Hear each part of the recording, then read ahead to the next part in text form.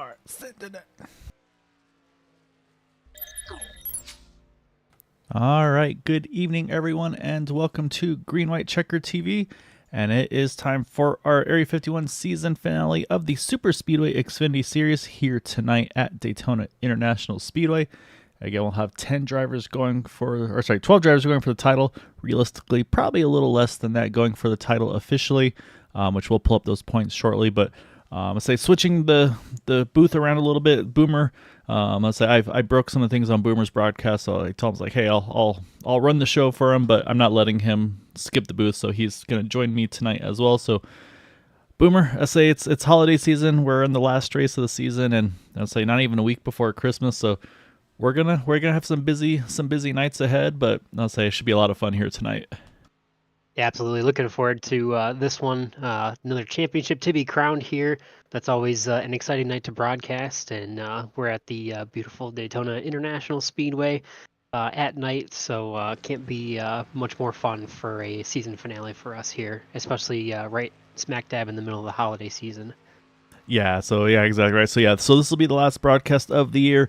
Obviously, we'll be kicking back off in January with the Tuesday IndyCar series over with those guys, and then we'll still be doing some super speedway racing, just trying to nail down the dates and times and all that kind of fun stuff in the back end. But as soon as we know, we will definitely relay that over to you as well.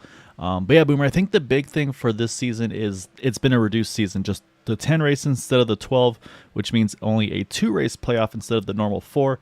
So it's not quite the winner-take-all finale that we see in NASCAR currently, but kind of a almost kind of that option where you're going to have 2 great races basically in both of them. Yeah, absolutely. I mean, we saw a great race by a lot of our playoff contenders. Obviously, Gabe Butler and Kevin Freese, Dean Wilkinson at the top of that field. And it's going to be a good battle between those guys to see who can decide the championship. But like you said, it's not quite the NASCAR one race season finale. But it's pretty close, and anybody who made any mistakes last week, unfortunately, is looking at tonight without much of a shot. So, but there's definitely still a bunch of players in it, even more so than we'd usually have by this point at the end of a 4-race playoff. So, blessing in disguise to have that many people in the race, in the hunt. Yeah, exactly right. And so pulling up those points as we speak. So you mentioned Gabe and Kevin and Dean. So of course, those guys right now will be first, second, third in points. Gabe with a 6-point lead over Kevin. Dean 1 point behind him in 7 points back there in third. And then you got Ed DeBoer there, 8 points out. Jim Brooks 9. Dustin Locke's 10. So I mean, again, from there on, it's again just the way they finish. Pretty much one spot. That said, I believe the winner gets 5 more points than second on back. So that's again. So and that was the situation on Sunday night. Gabe, he had an advantage going in, but Rick Sanchez won the race and just about was able to do enough to jump him to grab that title. And so I'm actually going to try to pull up those stats to see kind of what the gap was going in and then coming out. Because again, that's going to be some of the things that these drivers, especially obviously Gabe, is going to have to be especially aware of. And so going to Talladega, Gabe had a 12-point lead, and then coming out of it, he had a 5-point lead. So, and that was, I believe, Gabe finished in 4th position to Rick's win.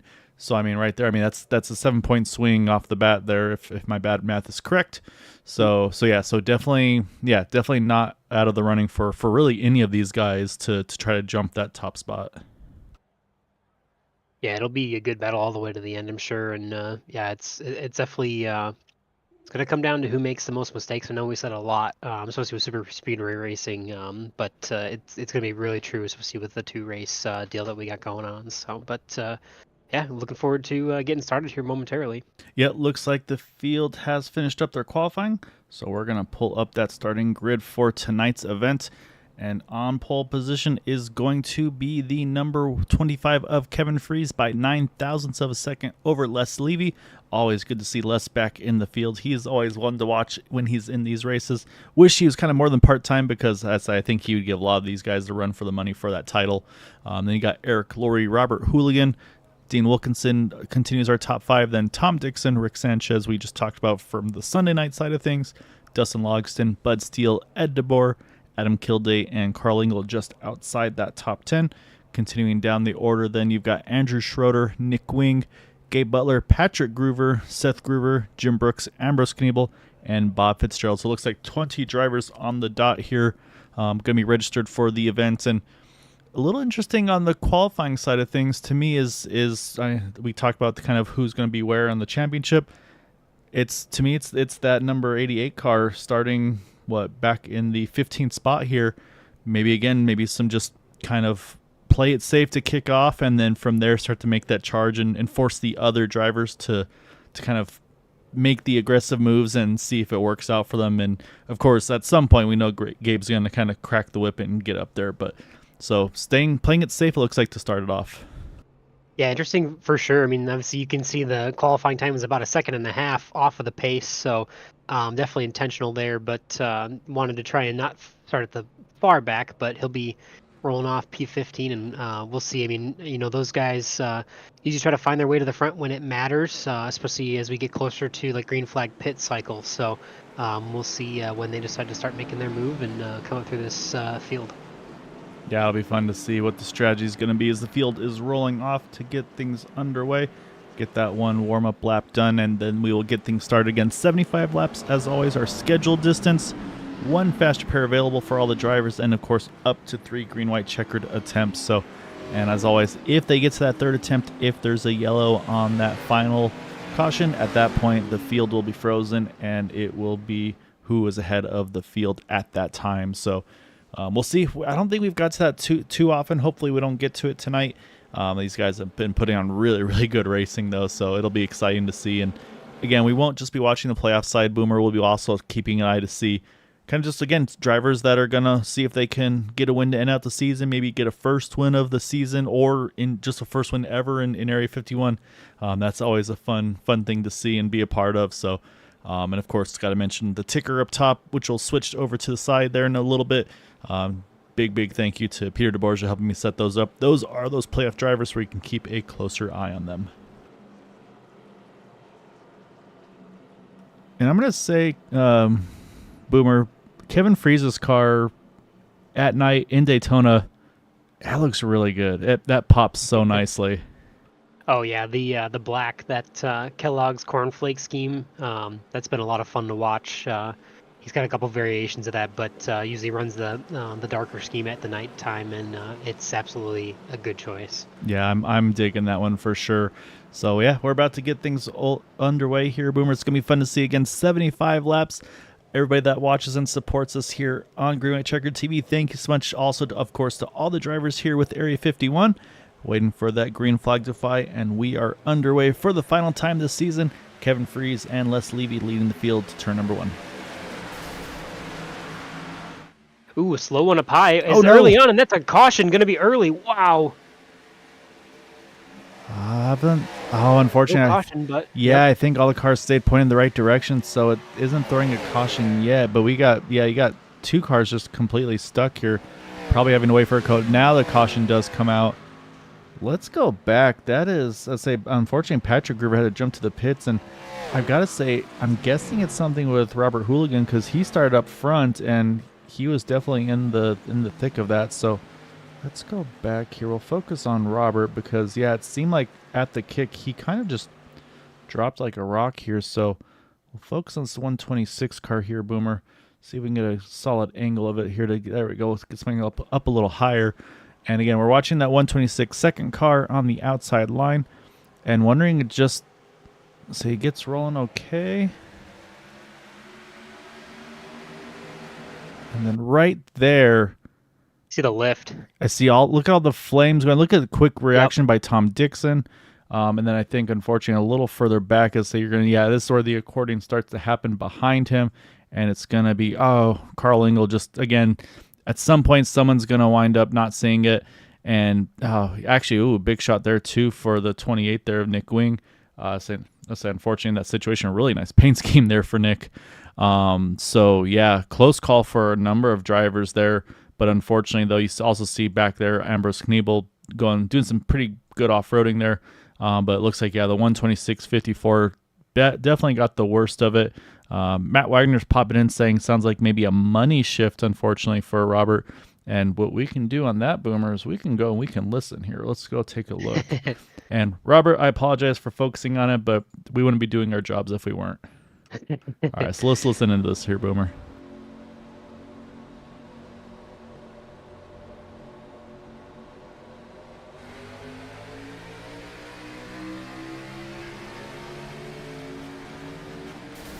Oh, yeah. Yeah. We've all done that. Yeah, you saw the rev jump, and then the rev jumped. And then, yeah, you can see right there, too, when he was accelerating a little bit. Oh, yeah, and those cars got hooked to each other. And then right there you can see the RPM is completely gone. So, yeah, so that's a dead motor, unfortunately, for him. So, yeah, I think had to take tows for both drivers. Wait, we'll go back live here. I was trying to see if Patrick was going to take a tow, but unfortunately it looks like Patrick actually may have retired, so that's unfortunate. Obviously not the way he wants to finish out the season for himself. Wasn't in the playoffs, but again, he's always one that you expect to watch with he and his brother. So then we got to look at the damage side of things here. I'm seeing a lot of lengthy pit stops from, honestly, drivers I don't think were involved. Ed DeBoer is one of those with a lengthier stop right now. Seth's just rolling out. Adam Kilday as well. I think Nick Wing, yeah, he's got damage. You can see there on the right rear especially. I say, unfortunately, with the damage, really nice looking paint scheme. The same thing as Kevin's. That gold on this one really pops on the white paint scheme there. So Nick's always got some fun ones there as well. So, and then where is our boy Carl Lingle? He's looking all right because I feel like it was Carl that made the initial contact, right? Yeah, it was to the back of the 126. So I think that looks like that's definitely a fast repair because he had some wrinkles on that front fender and the whole hood. So yeah, it was that's a quick really pit fast stop repair for him for sure. Yeah. Yeah, so that's unfortunate. I'd say now he's gonna have to play it real safe all the way through. And Carl is one of our playoff contenders. So I got to pull up my points again to see where he was coming into tonight. Say it's where I had it open, then I closed it, and then rookie mistakes here, Boomer. Let's see, where is that fella? So 1,025. So came in 15 points behind. Yeah, so that'd be, oh yeah, I'm still on the Sunday series points. That's why nothing looked right. Fair enough. But yeah, so actually looks like everybody did hit pit road, just kind of like quick little top off as kind of we expect to see, just to kind of get that little bit less fuel possibly needed. Did not mention, I apologize for that, Boomer. It is going to be 2 stops. If under schedule conditions, 2 stops should be no dramas. So we'll have to see again what the strategies for these guys will be. But I think at this point, they're just going to have to pretty much run it long in order to kind of make those fuel numbers work. So, but yeah, unfortunately, like I mentioned with Carl, though, yeah, he was 9th in points, only 15 out. But also, though, with the field being down to 20 cars, well, now 19 especially, same thing. The more cars there are in the field, the more opportunities you have, of course. So with a slightly smaller car count, when you're 10, 15 plus points out, it's definitely going to be a harder task to try to overcome. So that said, looks like the first driver, Boomer, that topped off is going to be the 5 of Rick Sanchez, along with Jim Brooks, Carl Lingle, Ed DeBoer, Nick Wing, Bob Fitzgerald. And then Adam Kilday is working on catching a field now. And Robert Hooligan, Duty mentioned he is back on track after that tow. Good. Showing 3 down. I want to say it should be 2 down. We'll have to wait and see on that. But yeah, we're going to regroup here, though. One thing to mention there for sure is it's fortunate for him sometimes when stuff like that happens and you blow your motor and then you take the tow. If you don't check your fast repair before you tow, you don't have the opportunity to use the fast repair, and it immediately goes into fixing that 30 minutes of damage for a blown motor. Yeah, so you're right. Heads up on him for making that move. He'll be a couple laps down, but depending on what the rest of this race has in store, he still has a shot to come back and at least try to salvage what was a very early tough start. Yeah, that's a really good point, too. And I was saying there are some settings to mention also in iRacing where you can actually default the fast repair off, which is something I have as well set. So, yeah, so if I have that situation, I'm not on top of it where I don't recheck it, then you're right, I'll have that extra minute and a half. So, tough start to kick it off originally, but we're back underway here. Eric Laurie now our front row with Dean Wilkinson as we're back to green here starting lap number 5.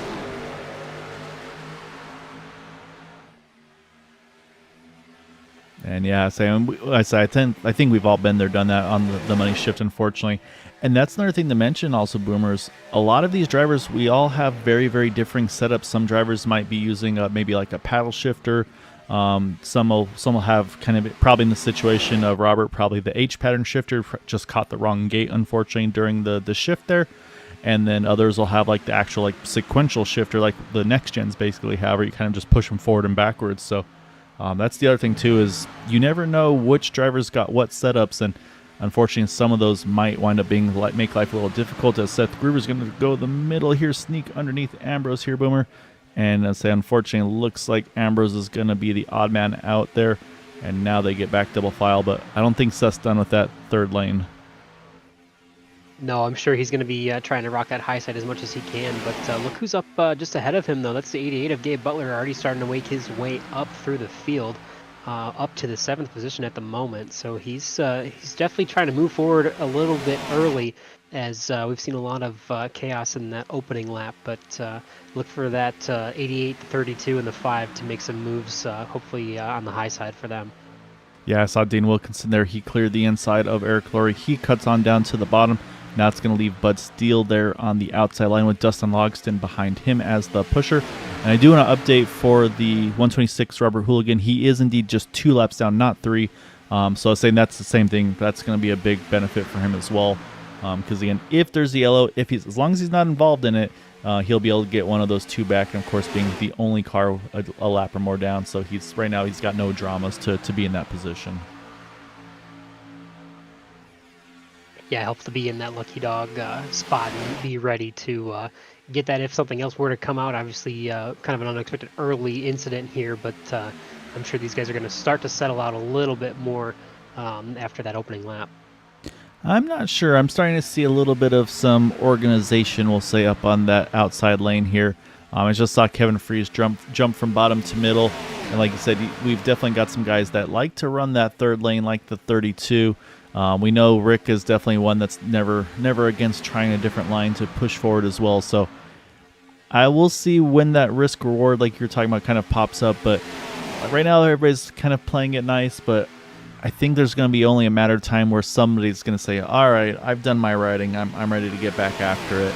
And like I said, like not a knock on the guy, because I love it, because it just makes it so much more interesting. But I kind of watched the 32 of Seth Gruber, but as soon as I said that, Rick's thinking about it, and now we've got a bunch of guys peeking to that third lane. Oh, close there with a 681. Yep. And that just opened the door for Gabe Butler, as Rick gave him a bump there, got him a little squirrely, and that's really shaking up that top side. Yeah, look at Gabe in the 5 making moves now, and they're still trying to go 3 wide in the middle. Dustin Logston and Andrew Schroeder are trying to work on that high side, but that middle lane's got a lot of power right now. As now the 32 is going to jump to the high side there, try to take control and get back up to the front for himself. Remember we were talking about Gabe maybe playing it easy and laying in the back? I know. That didn't take very long. And so this is now where I start to clench a little tighter here, Boomer, because Daytona and Talladega, 2 very different animals when you're running 3 wide. Lots of room to work with at Talladega. Here, it's only an 8 feet difference, but it feels like it's so much more than that, so much narrower, I should say, than Talladega, as we're 3x3, 2 rows deep. 3 rows deep, I apologize. It's such a huge difference, and even in Atlanta's the same width as Daytona here, but because the corners are so much tighter of a radius, it seems even faster than it is here at Daytona. But 3 wide is definitely tight. You can see them bouncing back and forth a little bit there. The 81 just barely almost brushing the wall, but these guys are going for bear right now. They are absolutely loaded for it, and it's exciting to see this much of an urgency this early on. Yeah, no, exactly right. And again, looking at the point side of things, so we talk once more about the top 3 in the points there, and they're all in this picture right here. You got Dean pushing Gabe. Oh, 32 car. Oh, I don't know how he hauled onto that. I think he got a big push that really upset him. Saw Les Levy jump to the apron there, I think, to avoid it. And same thing, that could have been a very big moment, but quick hands from Seth there, able to keep that car pointing in the right direction. Before that, I was mentioning, though, yeah, the 88, the 55 right there, the 25s popped his head into this mix as well. So right now, our top 3 in points all running in that top 5, top 6 position. So, yeah, it's going to be interesting to see. Obviously, right now, Dean's not too worried about it. He's just going to ride and be comfortable. There's no bonus points for leading laps or the most laps or anything. So he's just in a nice, safe place here. Also probably able to save a little bit of fuel off the back of that 88 car. So yeah, kind of doing a little bit of everything right now for Dean, probably getting kind of the best of both worlds. Yeah, definitely. You see the 80 to 55, now the 071 working there on the bottom, the 5, the 625 still in the middle, and ooh, the 48 just in the wall, a little bit, barely. yep. He'll be able to hold on to that pack, but that means that the 81 of Dustin Logson's not going to have any help on that high side any longer, and we'll see if he jumps down or if the 32 is going to get on to the middle, and the 81's going to fall back. He'll be the 5th car in the middle lane in just a moment. Yeah, again, like we talked about the difference Daytona Talladega, when you enter in that 3rd lane, you have a little less room for real estate there, and it's very easy to kind of just drift that a little bit too high, and a lot of times this track it'll kind of pull you into the wall, and then it's a challenge to get back up top there, or to get it back down, I should say. But I'll say Dustin's not worried about it. He said, yeah, I did it earlier. I don't care. I'm going to get back up there again. But like I said, right now he's just trying to find some help here. Maybe can steal a little bit of a side draft, or maybe even a little bit of draft off of the middle lane every so often. But right now holding pretty steady. But now Kevin said, all right, my turn to go top here. He's going to have the 32 with him. Where does the 81 go? Trying to decide now. He looks behind the 32, but the 32 ducks to the middle. So oh, Kevin got pulled out there. Yeah, he probably expected Seth to go, and Seth changed his mind there. But oh nope, now they're all falling back in line. So kind of a little bit of cat and mouse games here right now. Yeah, I'm really surprised that there has been this much urgency and this much 3 wide this early on. Definitely thought this was going to be more of a sit back and let it ride kind of situation, especially for some of these drivers in the playoffs. But I mean, quietly, as this chaos has gone on, the 88 of Gabe Butler has cemented his lead and his bid to try and win yet another championship here at Area 51. So he's kind of quietly just working that front lane. Obviously, he's got Dean Wilkinson with him, and then the 5 of Rick Sanchez in the outside lane with Bud Steele in the 6, and they're just kind of letting all this chaos unfold behind them, and glad to be in front of it, and just kind of logging laps at the front of the pack. Yeah, I was saying it's right now, especially with the guys they have around them, this is probably a good place to be if you're the 88, the 55, and the 5. This is a pretty comfortable spot to be in. Drivers you know and trust pretty regularly. It hasn't been too busy at the very, very front. It's been about that second, third row where things have gotten hectic. And I'm saying it's about to do the same here as Dustin Loxton. He's now got help from Andrew Schroeder. So we mentioned we've seen both those guys just brush the wall a teeny bit. Like I said, no phase in their confidence. They're going to jump right back up there and get after it again here. I did see Les Levy in the 62. He's dropped back a tiny bit. I think same thing. I think Dave getting a little dicier than he's ready for at the moment.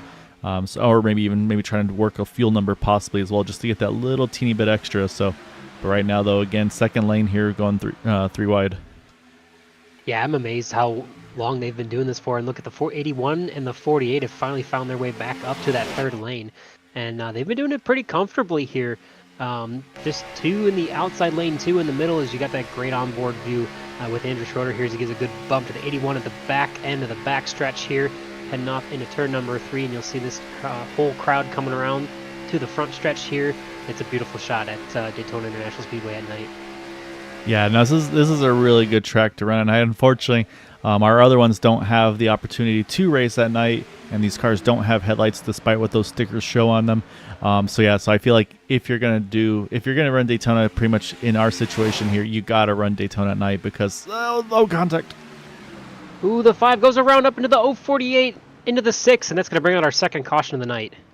Now can everybody clear? No, this is unfortunately about 4 more cars caught up in that one.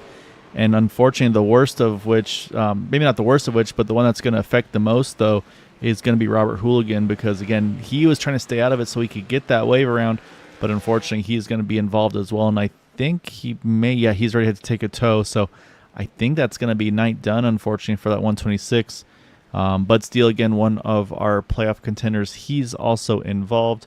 Bob Fitzgerald as well, so it's one of those things, the way this track works, Boomer, everybody kind of just pulls right back down to the bottom, and unfortunately in this situation just weren't able to get kind of woed up in time. So let's take a better look here, see if we can catch what happened. It didn't look like anything too crazy, and it looks like right here, I'm watching the 5 and the 81, and I think what happens is you see the 81, he comes down a little bit. Again, again, this is a much narrower track than Talladega, and I think we're going to see his right. Oh, actually, no, it's Dean Wilkinson. He drifts up a teeny bit, probably a little bit of net code as well. And then, unfortunately, just then the 5 catches the 88 a teeny bit, and that's what bounces him right up into the path of Bud Steele, Andrew Schroeder as well. So, and then behind, though, this is where we saw more happening. You see quick breaks, though, by Kevin Freese. He's going to cut just underneath them as well as Seth Groover. Oh, almost gets into Kevin there. But then here's where you see everybody's trying to cut themselves down to the bottom. It looks like Jim Brooks, Ed DeBoer, they're able. Actually, no, is Ed going to get a piece? Ooh, Ed just sneaks by. And then, unfortunately, you see everybody was trying to get to the bottom there, and kind of that self-cleaning track situation when they start slowing down enough. And then there was that last contact from the 126. And but that said, though, I got to say, great job by the 04 and the 28. They were able to stay up on the top side, avoided all the carnage that wound up down to the grass. Yeah, that's a tough situation, like you said, with it kind of being almost a self-cleaning racetrack, but everything kind of eventually, with that high degree of banking, 31 degrees of angle, it just kind of funnels down to the bottom, and unfortunately for Robert Hooligan, that's going to collect him and end his night most likely. Yeah, no, yeah, it does look like the 126 has retired, unfortunately, and that's unfortunate because, I mean, he's had an amazing season. I believe this is his first season with Area 51, and I mean, he's been in contention from the drop of the hat, basically. So, unfortunate. Hopefully, he's able to kind of regroup and come back again next season. Love to see him come back. Again, I feel like just it's the matter of if, not when, for him getting a win here at the Area 51. So, we've got a moment, Boomer. Let's take advantage. We got to pull out one of our sponsors, as always, our wonderful cameras from Whiplash SimCams. So, stay tuned. We'll be right back.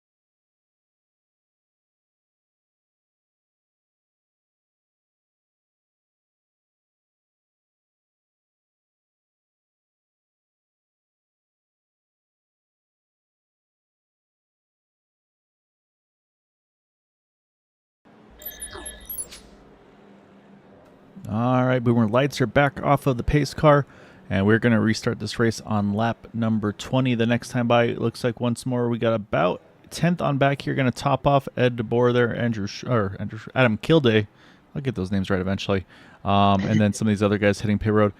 Can tell you Bob Fitzgerald about a minute on pit road. He's hopped back in now. That was a really cool shot there. We could see him as he was getting down there. You could see the brakes glowing, and now they're starting to kind of that red is starting to kind of go back away. Even just getting to the pit stalls, these cars will definitely get those brakes heated up there. So Les Levy also about a minute and a half on pit road for him, and that car's a little bit of left rear damage, but overall looking pretty solid. So I think Les will be okay. These cars are one of those ones that's usually all about the front nose being okay. Yeah, absolutely. That I don't have too much of a concern for that left rear quarter panel for him.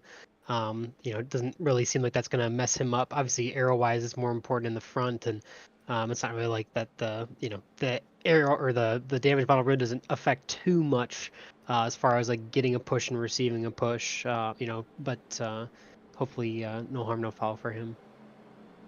All right, so we may be getting into some Kevin Freese territory here, Boomer.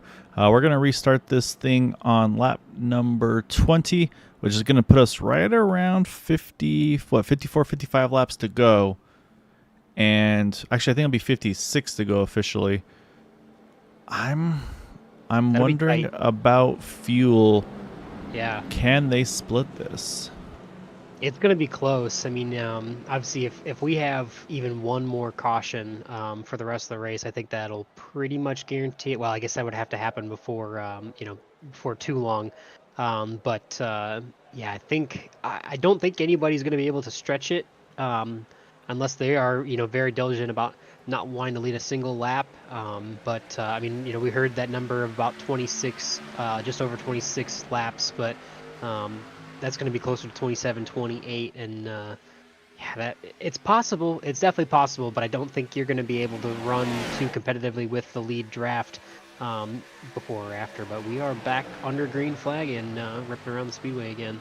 Yeah, unfortunately, it looks like Bob Fitzgerald is not able to catch up to the field there. I think he was getting some more damage repaired and just wasn't able to get up to them in time. So, fortunately, he's going to be kind of running by his lonesome for a little while. So, but yeah, you're right, though. We talked to some of the drivers. One of them mentioned that he was able to run about 26 by himself. And, of course, those are usually the drivers that get the worst fuel mileages when you're in that situation. So, yeah, the question is then, can you get 2 extra laps in the draft situation? And I'll say, hopefully no drivers spying on the broadcast here, but whenever I hear about fuel mileage and possibly stretching it, I look at this car right here, that white and gold numbered number 28 of Nick Wing. He's really good at working numbers and seeing if he'll know pretty quick if he can make that number happen.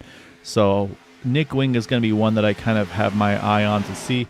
But again, though, we talk about, though, in these situations, he's going to have to do it twice. So he's going to need somebody to kind of pull the draft for him. And this is a track where you can pit under green and not lose a lap, which means he may not tag onto the back of somebody else if he's the only one that can do it. So he'll need some help to do it. And then he's also going to have some sort of driver kind of be that sacrificial lamb that kind of burns all the fuel for him.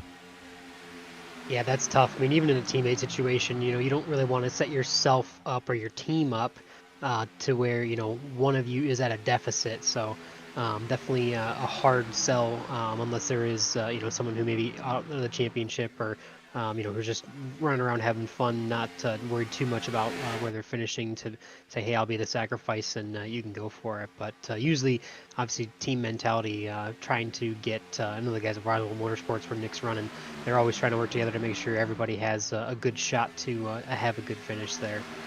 Yes, I'm looking at the points as well. Unfortunately, I think Nick was not able to make the race last week, so unfortunately, he's out of the running on the championship. So again, I mean, maybe it's a situation where Nick's like, hey, I'll take the brunt for you guys, and then looking at the points, okay, who are the teammates that are the best chance of getting that title based on positions, and that's going to be the number. Where did he go? Look at my time card. The number 12 of Ed DeBoer, and then the 51 of Jim Brooks. Both of those guys are in 4th and 5th in points, 8 and 9 out of the lead. So that could be an option as well for him where, again, maybe if they can do the same saving he can do, like I said, maybe he can be the one to lead that train. So we'll have to keep an eye on that as this run continues on. And we'll know pretty quickly if we see some guys running really long stints that we'll kind of have that answer. And then for those that know they can't make it, what do you do here, Boomer? Do you maybe split it evenly into 2 stops, or because there's always that thought about pitting early to kind of get rid of the draft that they're taking advantage of during this whole run if they are saving?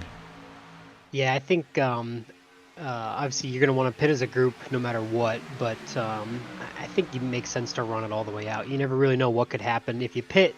Within the next if you pit as soon as the window opens and then a caution comes out.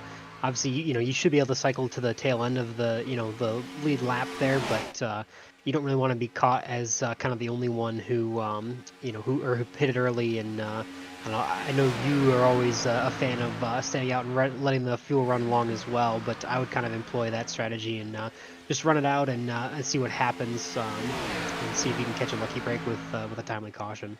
Yeah, no, it'll be interesting to see. Yeah, and you're right.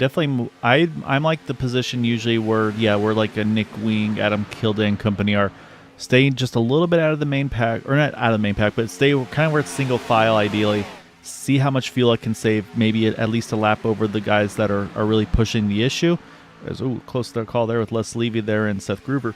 And then once you get to about that, let's say 2, 3, 4 laps away from when the front guys are pitting, then jump to the middle to the top there, try to get that ground gained back up to the rest of the field.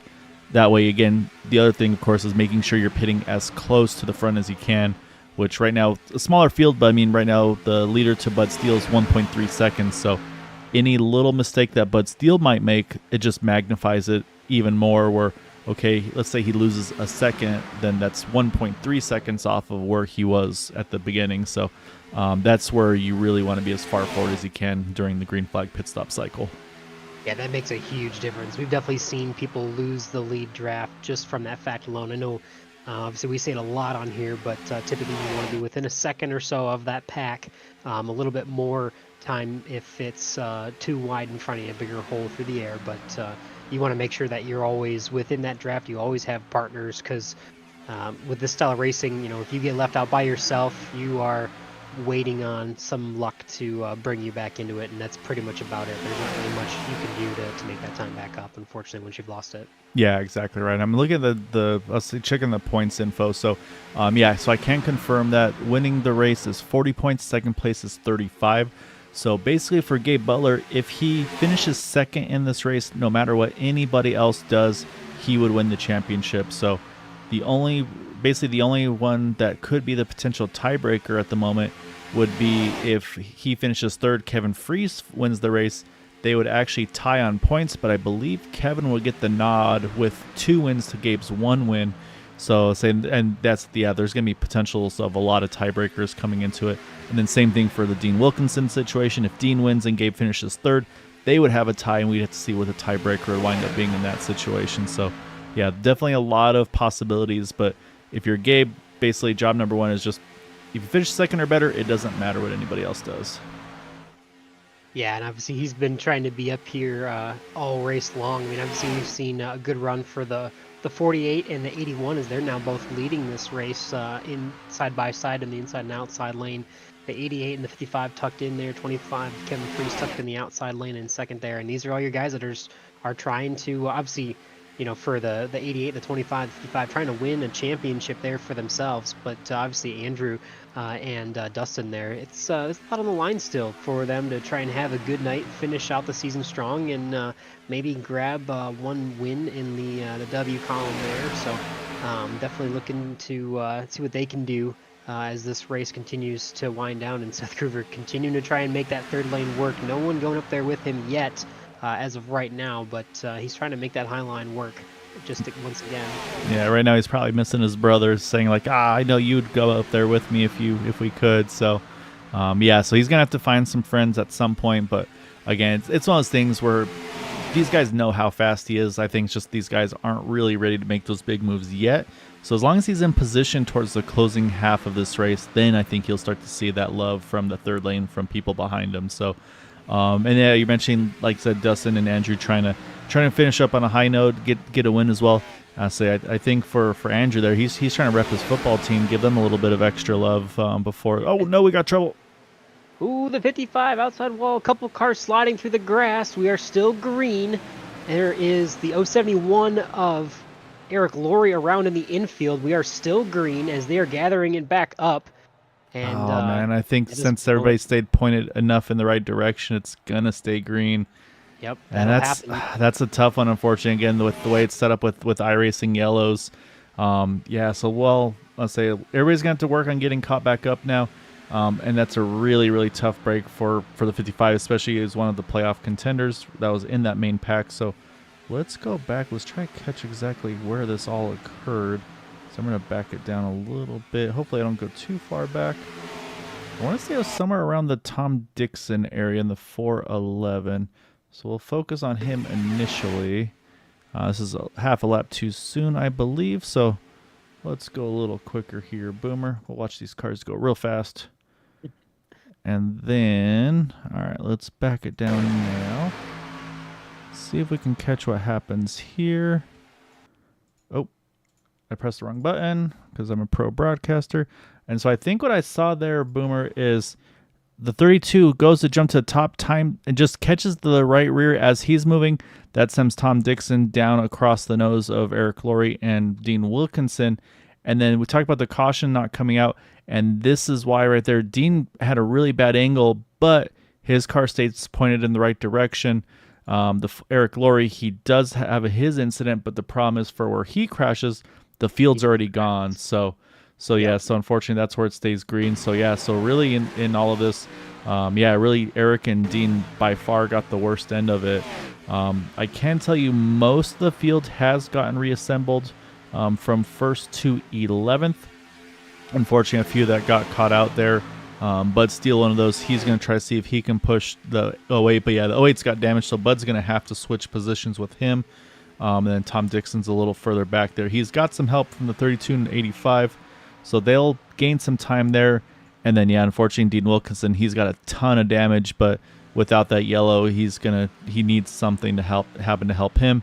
And then Eric Laurie, I believe, took his fast repair plus a pit road penalty for entering unsafe since he kind of had to come from the track.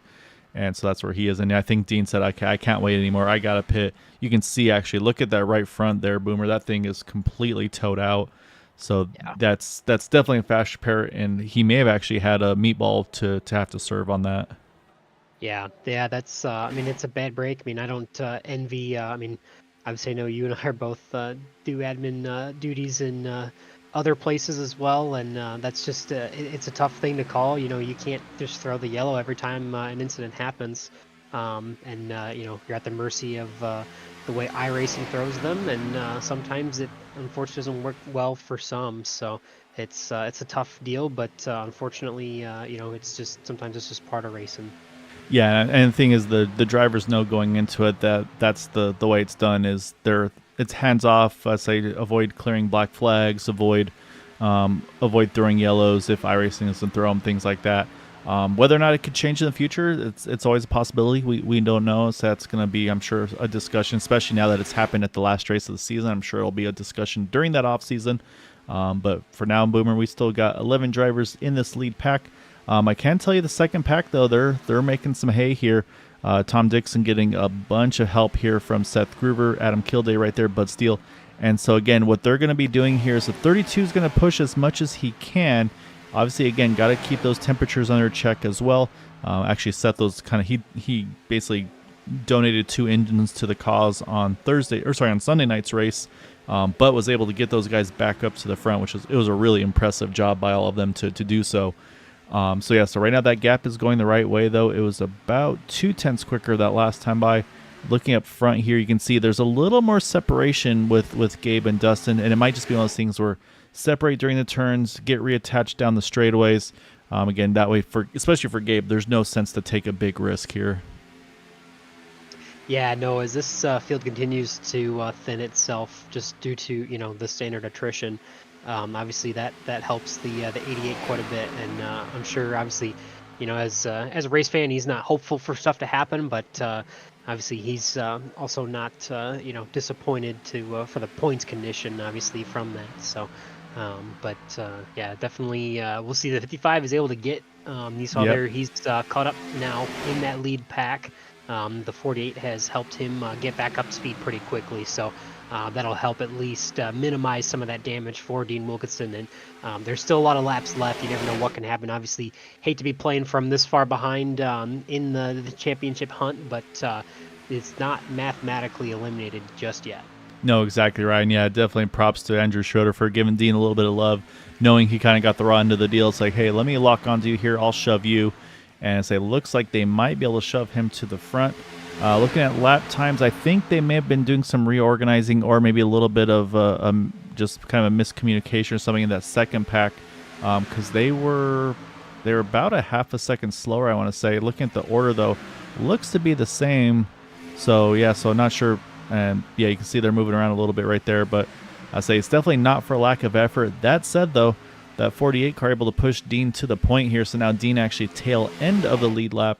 So actually in this situation, Bob Fitzgerald would still be the lucky dog in all of this. So again, if a caution would come out in this situation, Dean would already be on the lead lap. He'd wave around. He'd just go around naturally. And then it would actually be the 08 car who would benefit and then get his lap back as well. So that's one of those things. That's why it's really important at times for these guys to maybe not be first car one down, but even maybe tail end of that lead lap. Yeah, absolutely, and also gives us a chance to take a look at F55 leading the pack there. A bunch of teams or cars with some really cool paint schemes for the Christmas holiday there. So you see the lights on the Cheerwine scheme for Dean, and I know there's a couple other, obviously the 04 of Ambrose Knievel's got some Christmas lights on the front of his, and I believe Bud Steele's got the Feliz Navidad, or not the Feliz Navidad, the Mele Kalehi Maha, the Hawaiian Christmas special for us tonight. So it's cool to see. Obviously, we highlighted some of the paint schemes that look great at night, but some of the Christmassy schemes out here are just as fun too. So. Yeah, I think you led this on perfectly, Boomer. Let's run through our fields here as we were mostly single file. Right now, Dean Wilkinson leading the pack, but is in 16th, tail end of the lead lap. Current leader is the 81 of Dustin Logston there in that number 81 machine. We're watching him right now, trying to get a good look of that Nerditude car. Behind him, our points leader entering tonight, Gabe Butler in that Golf Pub Social Chevrolet. He's been giving them some very, very good TV time in that 88 machine. And then Andrew Schroeder, we saw earlier, pushing that 55 to the front to the tail end of the lead lap in his New York Jets Chevrolet. We'll let you guys fight out the football stuff later. Kim Freeze, we just mentioned him a little earlier with that black scheme popping really nicely here at night. And behind him in 5th is Jim Brooks in that 51 machine. Love that paint scheme because I made it myself. I won't humble brag on myself too much there. But next to him is the 30 of Carl Engel, the blind squirrel machine there. There is, like I said, there's a fun blind squirrel. We're going to get to that one here in just a second. But before we can, outside of them, Les Levy there. And trying to pick up the checkered flag. I can't read the last part of it, unfortunately. I apologize, Les. But Les has a lot of good stuff. He also has Levy Designs, one of the sponsors to the league, and always appreciate everything that Les does as well. So, but yeah, again, the really good-looking paint scheme there. It's hard to see at speed, but there's a lot of detail in the black texture. Looks like a carbon fiber kind of overlay to it. So, really cool-looking scheme there by Les. Then we jump back to Ed DeBoer. He's got that Black Rifle Coffee Company number 12. That one is just a really good look, and we've mentioned Nick Wings already a little bit there. That Howland car, it's got Davey Allison on the side. It's hard to go wrong with that white and gold livery as well. The gold and chrome numbers, they pop so well in these cars. Oh, absolutely.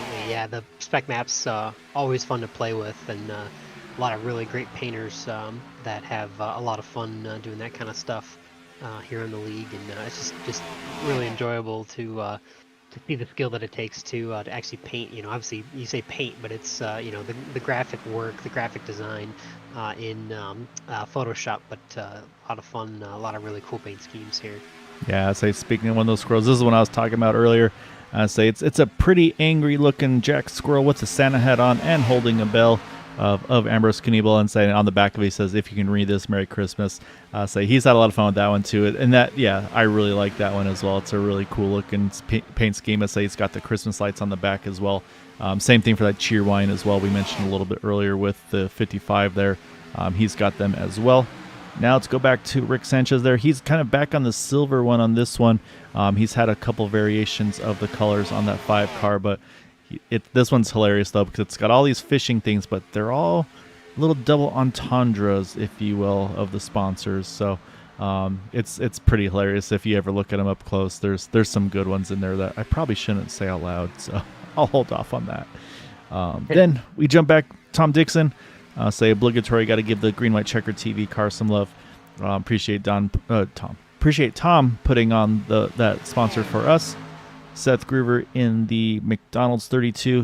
His brother's not here on track anymore, unfortunately, but he's got the Monster Energy M number 54. Then behind him, there's the one you were talking about here, Boomer, that number 6 of Bud Steele. I'm not going to make you sing the song, but if he wins the race, things might change. We'll wait and see, but same thing. Bud's always got such good paint schemes. He's always switching up with some good originality.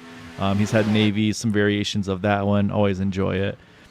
Big weekend for him, obviously, with Navy winning. So he was pretty ecstatic about that in the team or in the league chat. So obviously he's celebrating a little bit extra here this week. Yeah, exactly right. Then we got the Metal Militia behind him with Adam Kilday in the 85 there, shine down on the side as well. And then we get to Bob Fitzgerald, and unfortunately that car's a little crumpled up, but I'll say this one's definitely gained some notoriety though with the sponsors too. Courtesy of Shane Van Gisbergen in there. I say he's kind of taken NASCAR by storm. And then we go to Eric Laurie, the last car on track at the moment. He's got back to that main pack though, and saying he's changed a little bit on the sponsorship. He's got Case now on there. He's obviously got some of the other associates, of course, Guinness for Gabe, and obviously he's going to jump into the bottom lane here because I'm wondering, Boomer, are we getting close to that time here, sir? Yeah, I think it's going to be pretty close. Looking at the last time, Les Levy's in. It was around 17 to 18 laps under caution there, so it's got to be getting a little close for that next or that first green flag pit cycle, actually. So right now this next time by will be at 30 to go. And what was our magic number, Boomer? 28 laps, right? 26, yeah, 26, 27, maybe 28, depending on how you save your fuel. So I think that was if they could go 28, that would be that magic number. So these guys want to get to lap, I want to say it's going to be 48 if I'm not mistaken, which would be the one to get to. So, and yeah, we'll have to see if everybody's been saving or if what's going to be, because look at the spacing we got right now too. These guys have really separated off of each other here. But no, here we go and have a couple coming in all together here. Andrew Schroeder's in along with Dustin Logston, Jim Brooks, Carl Lingle, Rick Sanchez. These guys all coming in. Look at Rick, though. He's able to gain a bunch of time there on entry.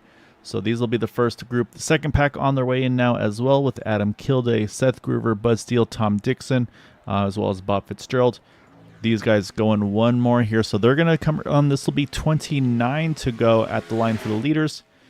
Do we think that maybe an Ed DeBoer, Nick Wing, can they hit to 28 to go? That could be a very, very big change in the complexion of this race if they can. Yeah, I still think that's going to be a lot. It's still possible, but that's going to be a lot of laps to save. So, we're going to have to wait and see if they can do it, but it'll be impressive. They're going for it. They are able to pull it off. So they're going for it. Kevin Freese, Gabe Butler, Ambrose Kniebel, and Eric Laurie. See, Eric, he's being the team player there too. He's going to jump in as well to pit with them. But Ed DeBoer, Nick Wing, they're going for a Boomer. They're going to try to go to that 28 to go. They're going to pick up Bud Steele. They're going to pick up Dean Wilkinson here. And this indecision right here. This is probably not going to be ideal there. They probably either should have locked on behind him and pushed, or try to make that move a little quicker there. Is close there between those guys. And now they're going to jump back down here. So this may not be the best in lap they're hoping for. And then looking at the pit stops, unfortunately, we've got a pit penalty. Bud Steele looks like probably too fast on entry. He's still serving that penalty as we speak. Tom Dixon as well in the 411. And then here comes these guys here coming at that 28 to go window, Boomer. So if they can catch, now it's all about them making a good, clean entry, get out with the field, and there's a chance they could maybe try to make this thing now here to the end. Yeah, they can definitely need to be organized as much as possible. I think it's going to be pretty tight for a lot of other drivers, but they have the best shot for sure. I'm waiting to see. We'll see. It looks like the 25 of Kevin Freese and the 88 of they're actually getting freight trained by the 48, the 81, and the 5 as they pitted earlier in the cycle. But our lead lap group is starting to reform here after this first set of green flag pit stops here. Yeah, so right now it looks like we'll have at least from Andrew Schroeder to Carl Lingle. Like I said, now these are the two that we're going to be really watching closely, though. They've come out relatively close proximity, so that's great news as well. So now we just got to see, can they get themselves up to speed again? Talladega is a different story. They can pretty much hammer out. Here you got to kind of play with the throttle just a teeny bit, but it looks like they're going to get out. Now they just got to build that speed here. They're going to get obviously swung on by here by these guys. But if they can tag back onto Jim Brooks and Carl Lingle, there's a really good shot at this one here for these two guys. And I think they'll be able to pick up that pace because they're going to, close there. They're going to pick up the draft here. I think they'll have enough to do it. Now they just got to make sure that they don't burn too much fuel catching these guys. And yeah, this is going to be a big strategy here again if we go green to the end. Yeah, definitely. I mean, obviously, they're not going to want to be in position to lead any laps here. They're just going to have to sit here and ride and wait it out. But there's opportunities here for them that obviously other teams do not have. So. Yeah, no, you're exactly right. I'm peeking over at the YouTube chat. Got to give a big shout out. Say Matt's popped in here tonight, so appreciate you, Matt, checking in. And then we got Mr. No Fear rooting for Kevin Butler and Gabe Freese.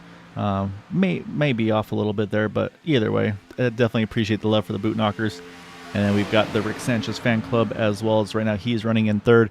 And Netsby's asking if is something going to say anything about the fishing tackle sponsors that number 5 has. So I'm going to say if we get a top 3 interview with Rick tonight, we make him list off all those sponsors on his car, because he's got to be the one to say them.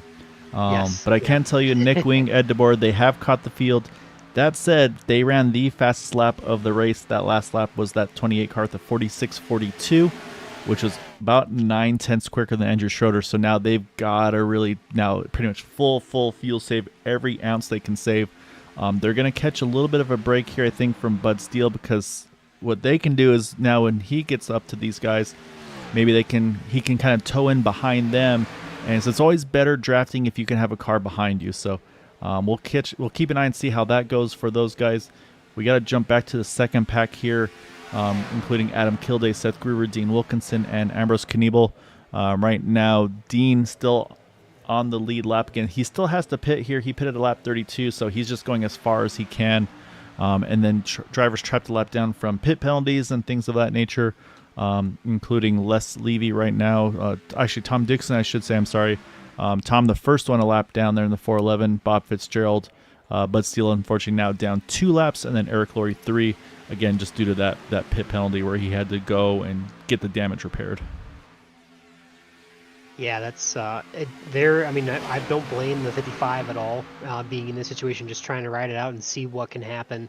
Running along typically is better for those issues, or at least to try and mitigate that, than it is to pit early. So just kind of waiting here to see what can happen, knowing that it's probably not likely, but you never know. Obviously, anything can happen. We are finally getting into some green flag pit cycles, which is nice to see after some of the chaos that we had early on. But still a decent amount of this race left. Obviously, pretty much everyone pretty close to being able to make it to the end. But it's going to be, probably one more pit stop, I think, for most drivers, if obviously, as you already mentioned, Guy. Yep.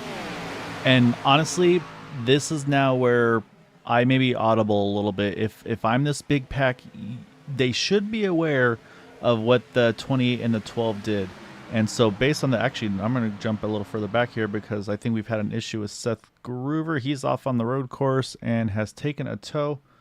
I think that may have been some aggressive pushing gone wrong, or did he dedicate an engine to this situation? Let's focus on Seth here down the back. I think I'm maybe a lot too early. Let's go back a little, or forward a little further, apologize. And I don't know, he's way off pace right here.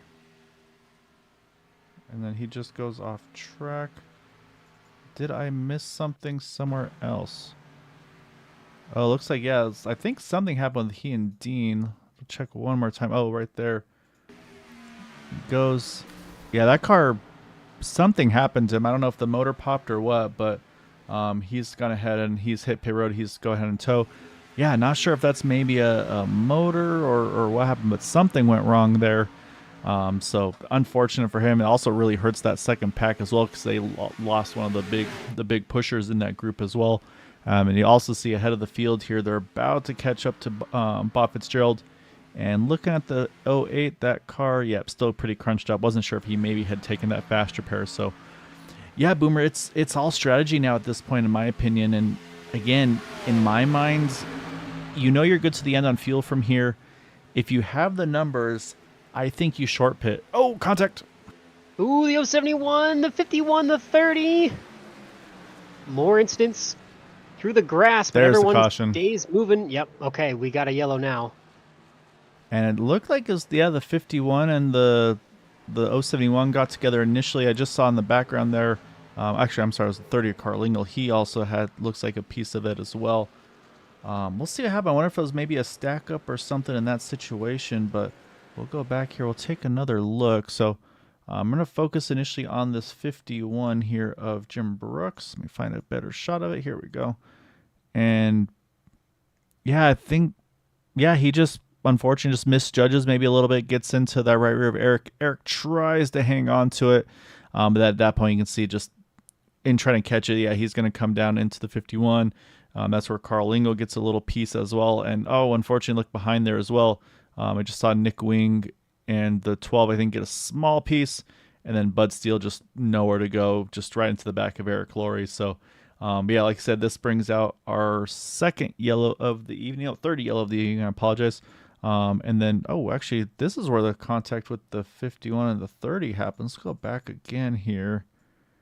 Yeah, I see why there. The 51 is kind of off on the grass and not a lot of traction here. We'll go full, and then, yeah, you can see they kind of just find each other there, and unfortunately, a little bit of contact as well. And so that's going to send Carl down into the infield. Ooh, more contact there. So, yeah, just unfortunately, kind of a couple rough chain of events. But unfortunately for the 12 and the 28, that's going to throw the fuel strategy out of the window here, because now we know from this point on everybody's good to go on fuel. And then also looking on the pit cycle side of things, I believe Tom Dixon here should be the first car one down. You can see him queuing up here to get towards the front, because of course once the pace car passes that start finish line, he's going to go ahead and get that free wave on by, get back on the lead lap. And yeah, so I'd say that's going to put back to 14 cars on the lead lap here. And then from here, yeah, Boomer, it's going to be outright fight to the finish here. Dean Wilkinson is on pit road, and if I'm not, the strategy, I mean, Dean stayed out as far as he could, and it's worked here, Boomer, because now he's back on the lead lap, back on cycle with the rest of the field. So don't count the 55 out yet. Absolutely not. Yeah, this was that break that he was really looking for, and thankfully he has gotten it. So definitely going to be thanking the racing gods there to get him back in this one. There's still an opportunity for the 55 to try and win this championship. Yeah, and unfortunately, Eric Laurie is kind of one of those nights where it's just like, okay, what is going to go right for me tonight? Because, yeah, just unfortunately, he's just been in the wrong place at the wrong time a number of times now tonight. And like I said, just not of his own doing either. So everybody's on pit road and already rolling their way out. And we've got some mixed strategy here, Boomer. We've got the top 4 drivers fuel only. And then I believe fifth on back look like they've got tires as well. So based on the lap times. So Kevin Free is going to come out fifth. He's definitely got tires based on his pit stop time. But yeah, Andrew Schroeder, Rick Sanchez, Gabe Butler, and Dustin Loxton, definitely fuel only for those guys.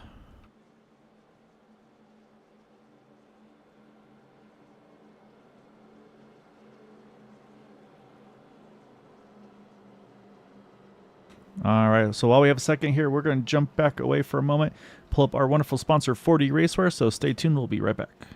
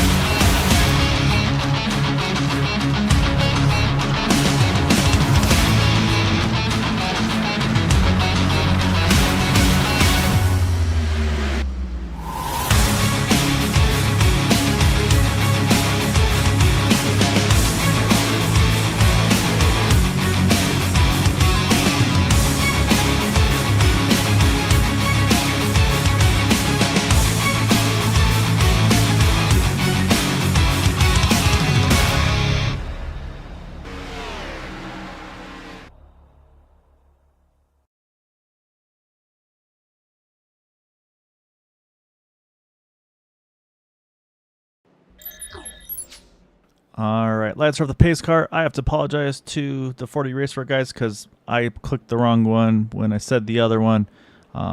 So if and like hopefully, but not hopefully, Boomer. I don't know how to word this one. Let's say if we get another caution though, we'll definitely give 40 Racewear some love on this next yellow. But yeah, I mean at this point there's no strategy here now. It's get to the front and try to get the best result you can. Right now, Gabe's sitting in the third position there on the inside line. Looking for Kevin Freese right behind him. Again, Kevin's going to need to finish first with, I believe, Gabe finishing, what do we say, fourth, I think is going to be the magic number for a tie. Which the tiebreaker would go to Kevin at that point because of 2 wins for Gabe's 1, if Kevin wins, of course. And then, yeah, for Dean Wilkinson, pretty much the same thing. If he can get the win, and then Gabe finishes in the 3rd position, same thing, it'll be another tie. So like I said, 2nd or better for Gabe, there's no dramas. So we'll see. Lots of time to go. Gabe's running the apron. I wonder how tight he maybe ran that 88 car on the fuel side of things, if maybe he didn't leave a lot of margin for error possibly. So we'll see. I'll say another thing to kind of keep an eye on. Fields all caught themselves back up to the group. And again, got to mention that 55 Dean Wilkinson back on the lead lap as we are back under green, along with Tom Dixon as well back on the lead lap. And here we go, back to green here, 17 to go. Not a lot of time left. The urgency is going to be at an absolute high, and we are going to see these guys start to make their moves towards the front of the pack. Championship on the line, as we have been talking about all night long for some of these drivers, and this is when it starts to get really exciting. Yeah, as we mentioned earlier, and I do need to mention Seth Groover is back on track, so not 100% sure what happened to him, but he is 3 down as well as Bud Steele. So unfortunately, not a good night for them. Right now, Bob Fitzgerald is just 1 down, so if there's the yellow again, as long as he's not involved, Bob could get back on the lead lap here of this race and then put us up to 15 cars on track here to have a chance at the win. But again, right now, let's say you can see, there you go. There's the answer. If Gabe's going to just ride or if he's going to get after it, and he's getting after it there. And he's got a great pusher in Rick Sanchez. Gabe right now just a nose ahead. Not enough to clear. Yes, it is. He can clear the 48. He drops back down low, and he'll now control that inside line. 16 to go. Yeah, big move for Gabe. Obviously, he needs to be at the front in order to seal his own fate and destiny. Everyone else trying to get around him and try to see what they can do to win that championship and take that away from him. It has been quite a few championships for the number 88 in this series here, and we'll see if he spreads the wealth or if he takes another for himself. Yeah, I'm saying, again, it's one of those things, I mean, we've talked to him and them, and we always kind of just applaud the humbleness that he has, where it's never like I was on the top of my game. It's a couldn't do it without my team or without the help that I get. Like, I mean, right now, again, he's had some great help from the 5, from the 48. And again, obviously, we'll see what happens when we get to the closing stages. If he doesn't have a potential teammate behind him, then, I mean, same thing for Kevin. Again, they want to win as a team, be it Kevin or Gabe. So you almost wonder at the end, it's like if Kevin's got a chance to go for the championship too, and it kind of comes down between the two of them, I feel like at that point, yeah, make the push and try to go for it and see how it shakes out. I think things could change if and when Dean Wilkinson or Ed DeBoer or something like that pops up and maybe tries to spoil the mix a little bit. Yeah, definitely. I mean, their MO has always been team mentality from start to finish, and they are, in the position to give whoever's in first the opportunity, no matter who that is. So as of right now, obviously it would be the 88, obviously the 48 between him and Kevin Freese, but so far, or at least in the past, we've seen a lot of that where the team mentality typically prevails. So it's going to be, and we're always going to, I know I always wear the phrase out, say it way too much, but you do kind of just have to wait and find out and see what is going to happen here, because there's obviously a lot of cars that are still in contention, not only for this championship, but for this race win here. And we've mentioned time and time again, like it doesn't feel, nothing feels better than trying to just finish the season strong and get a mark in that win column. So a lot of guys are going to be trying to do that at the same time as these guys are trying to close out this championship. Yeah, no, exactly right. And I'm looking at the group there too. I mean, again, Dustin Loxton, I believe, would be going for win number 1 here with Area 51. Andrew Schroeder, he's won before. It's been maybe a little bit. Oh, big bobble there by the 5 there. You see the 25 trying to get himself squeezed back in there. Saw the 12 of Ed DeBoer gave him some room to slide back in there. But again, quick hands by these guys. A very close call there. Yeah, and that, I mean, there's a lot of sportsmanship in this league for sure. Obviously, you saw the 12, just give him more some contact. space. And there's another one, Tom Dixon, and we'll see Les Levy will give him some space to get back up Yep. into the pack. So I think that was the it's good to 28 see. and the 4-11 this time. Yeah, so it's just, oh, Seth Gruber just kissing the wall. Now you see the 28 trying to react, and then you see right there as well, I think Tom gave him just a little bit of room, even though they just had contact. Oh, we're getting busy here, Boomer. Yep, definitely late race urgency is coming out. I say, waiting to see. I feel like at some point we're going to see that third lane start to form. I see Bud Steele working the third lane. He and Seth Gruber have kind of been peeking at it. Again, they're a couple laps down, but they can still play a big role in this. If they get a teammate or somebody like that, it's like, hey, I'm ready to make the charge. They lock on behind them. That can make a big difference. There's right there, man. The 32 and the 28 also very close together off of 4. So, yeah, I think these guys are trying to push that a little bit harder, squeeze a little bit tighter onto each other. And next time by, we'll be at 10 to go. And the two that are playing it extra safe right now, Dean Wilkinson, Bob Fitzgerald. I think Dean's thinking, you know what? If something happens, I'm just going to not force the issue. I want to collect the pieces. And then when they have to go in for fast repairs, I'm going to go ahead and jump all those positions. Yeah, I don't blame him at all. So he's definitely had some luck fall his way, and you never know. I think he's just trying to make sure that if anything else does have to fall one way or the other, that's going to fall his, and trying to seal his own fate rather cautiously, but trying to make sure that he's the one who's involved as they get a little more dicey. The 04 wiggles. They are almost 4 wide for a second, but not quite. 3 wide, settling down, and the 04 is just going to fall on back and try to rejoin the middle lane when he finds a spot. Oh my goodness. It's the same. It's been so similar, these guys out of turn 4. It's just, again, just so many little wiggles and hiccups. And I don't believe this is the second race, if I'm not mistaken, Boomer, since the new build as well. So I do wonder if maybe there's a little bit of maybe something that's changed with the cars, be it the bumps and bumping and all that kind of stuff. If maybe they've changed a little bit of the feel. So that's another thing I'm curious about. Look at Kevin there, just found enough space there. He slides up in front of Jim Brooks. He knows if he wants to get to the front here, he's got to change lanes from Gabe Butler. Oh my goodness, Seth Gruber, I don't know how he found an opening there in front of Jim Brooks. Oh, the 28 now a little bit into them. It's getting very, very aggressive here with now 9 to go. Yeah, that urgency steps up as that race gets to a close. Yeah, I think right now 32-28 probably fighting for real estate. I think Nick wants to be either in the middle lane or maybe just wants some help, but he's trying to squeeze into the 32 as close as he could. And the 32, of course, is probably trying to find somebody he can work with, which I say he's worked really well with Kevin Freeze. And so those two may have had a little bit of a discussion, say, hey, yeah, you make a lane, I'll work with you, I'll give you the push once we get to that point. So, again, like I said, right now it's really between those two because Dean's too far off the back. Right now, it's one of those things that they just need to make sure that they don't beat themselves. So, but I do need to mention, though, the 12 Ed DeBoer, he's kind of quietly snuck up. Now he's just inside right around the top 5 spot there, third car in the inside lane. So, yeah, so there's still a lot about to happen. But look at that third lane, though, 28 and 85, they've got hooked up, and they're now making that charge. Yeah, that third lane is finally going strong. Now you got people that are willing to go with Seth Gruber and make it up there. Obviously, you said the 28, the 85, the 32 working there. 3 by 3, 3 rows deep. As we get into the final stages of this one, it's going to be a good battle as there's a little bit of a wiggle on the top.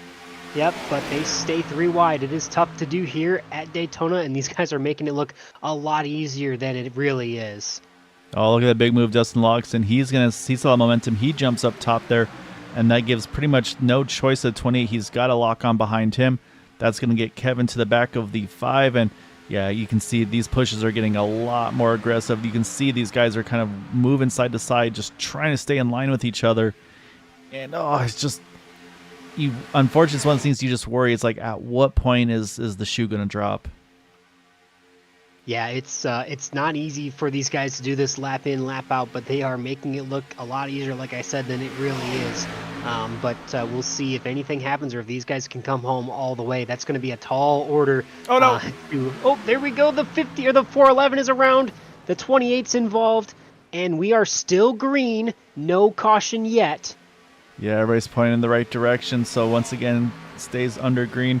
That's 2 of them now where we've seen that happen, where everybody stayed in the right direction. And unfortunately, again, for those guys that are behind it, they're out of luck. So right now, Jim Brooks is the last in this main pack, and that's really going to shake things up now for strategies if we stay under green, because there's just not a lot you can do at this point. So right now, the 5 and the 25, Jim Brooks is going to pop up there now with them. But right now, so yeah, it's a 4 on the inside, 3 on the outside. And then, yeah, everybody else there, unfortunately, they're just having to try to regroup and build themselves back up. But you can see Tom Dixon's got Bud Steele. A couple cars now together here. Les Levy, Embers Nebel, Adam Kilday. Then Dean Wilkinson, unfortunately, rolling so low.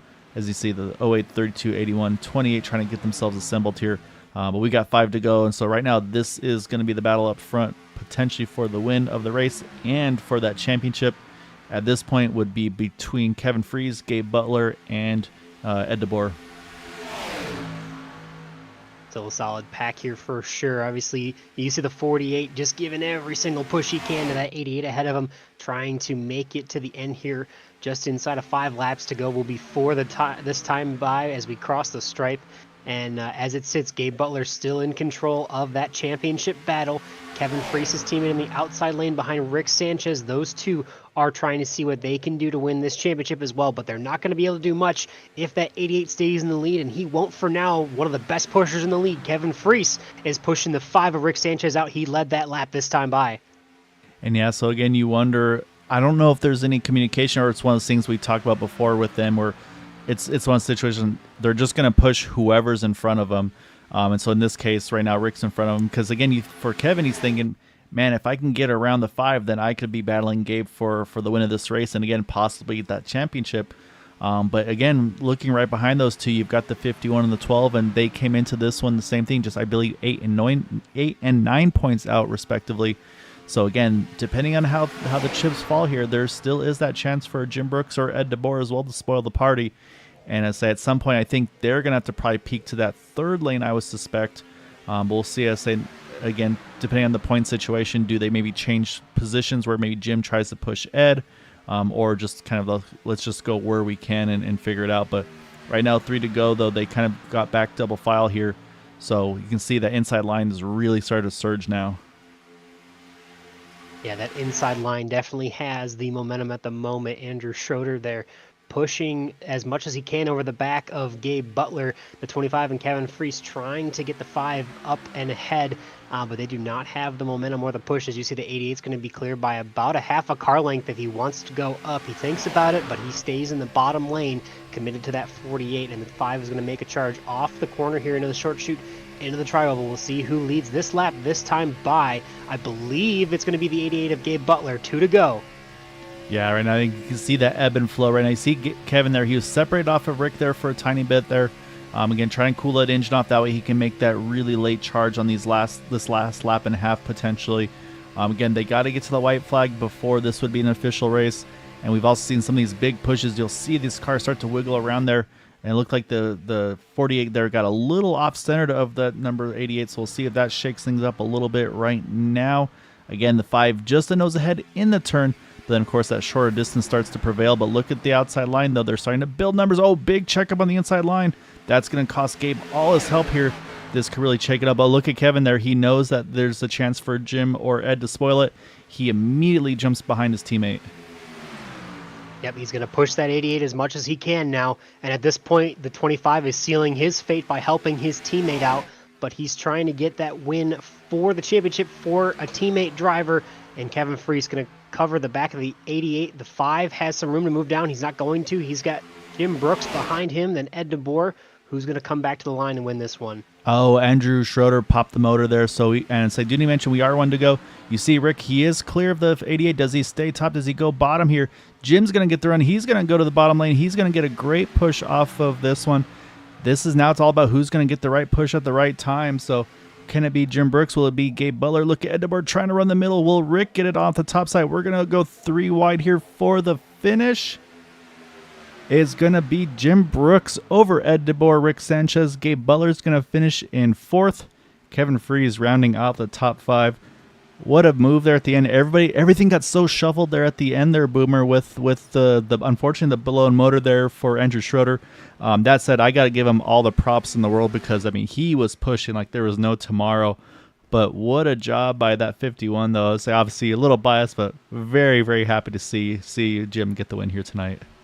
Yeah, absolutely. I think obviously, it's okay. I think for both of us to be biased, but what a victory for the 51 of Jim Brooks. Great move late, and yeah, that's I think that's going to be a feel good win for just about everybody in the league. Yeah, no, that's the good run for him. And I say he and Ed DeBoer, they worked really well together. You can see they're ready to go celebrate together as well at that start finish line. Rick getting an amazing podium though as well. Again, he's had an amazing season there in that 5 machine. And I say we're gonna get the points up as fast as we can. But with Gabe finishing 4th, we talked about that magic number. I think it's gonna be enough for him to get the win. But it's going to be this guy that's able to enjoy the win of the race with the 88. Again, I believe unofficially the win of that championship. Yep, we'll not do what we have done in the past, and obviously, like you said multiple times, professional broadcasters here, not going to call the championship early, but yeah, we know for sure. Obviously, Gabe coming home 4th puts him in a good spot, but we need to confirm 100%, and we'll wait to do just that. Yeah, and I'm knowing Kevin. He's already on top of it. He's getting everything loaded up as quick as he can. But what we can do, Boomer, because we know for sure on the podium side of things. So we're gonna start off with that and say I don't know. I mean, he got a podium finish here, Boomer. So I'm thinking that we gotta make him list the sponsors. I feel like it's only fair. I think absolutely. So we're going to kick it off with our podium finisher. Let's drop him on over here. He's always got such a following over on YouTube.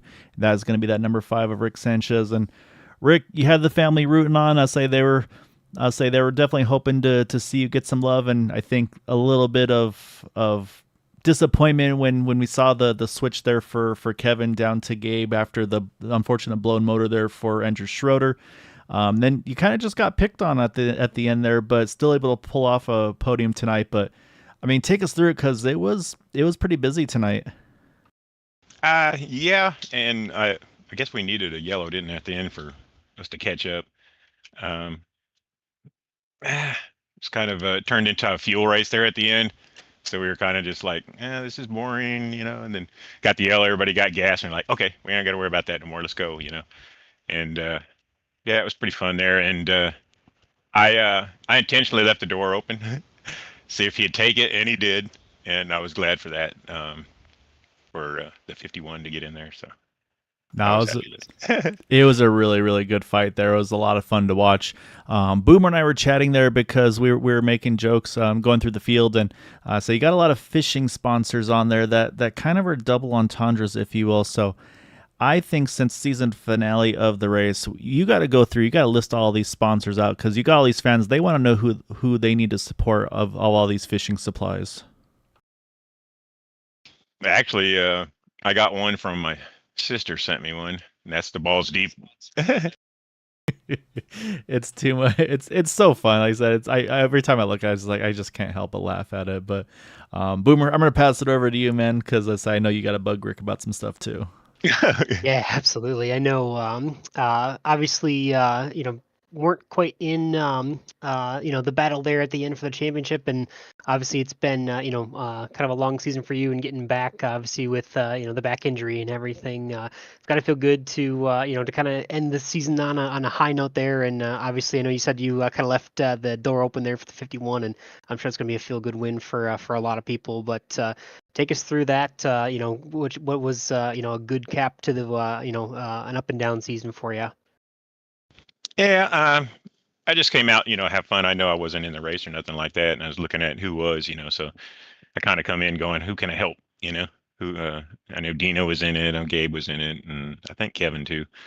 I wasn't sure exactly the points, how close they were or not, but you see the capital letters there too, so they're in the point hunt. So yeah, looking for somebody to run with, and then ended up front, and Gabe's Gabe's hard to pass when unless you got a real good pusher, and then I think Dustin went to the top, and I had Kevin, so started feeling better about who was pushing me there. Always one of the best to get pushed by, and yeah, and then I see what happened, but it scattered there, and then Kevin and Gabe got back together, and I said, well, they got it, And I think there was a little bit of checking up on a few people's parts there, just to have some fun. And but I thought it was a fun race anyway. Yeah, no, it was definitely an exciting one at the end, and I mean, and I gotta say, I do think at the end there, like I said, the motor situation with Andrew Schroeder, I think that really kind of just changed all the complexion because That's what it was. you guys were just nose to tail, like everybody was locked on it. We knew there was going to be a third lane eventually, but yeah, unfortunately, when Andrew's motor went south there, then it kind of just shook everything up, and it was like, okay, now what kind of a thing, and like you said, that was where you kind of lost Kevin there. To jumped over to Gabe, and that was something Boomer and I talked about was, well, maybe we'll see if Kevin, like, hey, if we can settle it amongst ourselves, maybe we fight for the win and for the championship. But yeah, I mean, we talked about too, where it's tough to compete against that team because that's what we just saw there. That Kevin's like, yeah, I'm second in points, but I'm gonna jump down to Kevin or Kevin's gonna jump down to Gabe to try to help him out there. So, but yeah, and I'm sure Gabe would do the same. All them team guys are gonna do that. So that's what being a team does. So. So we're gonna have to do some recruiting for the guys to find the numbers, not even the numbers, but just the dedication. Which, I mean, we did see there in my mind at the end too with Jim and Ed. They looked like they were pretty much planning on staying locked on together as well. So, but yeah, I mean, you were able to stay out of the trouble. There's a couple incidents that didn't bring out caution, split up the field a ton, obviously. But like I said, in the end, able to bring it home in third.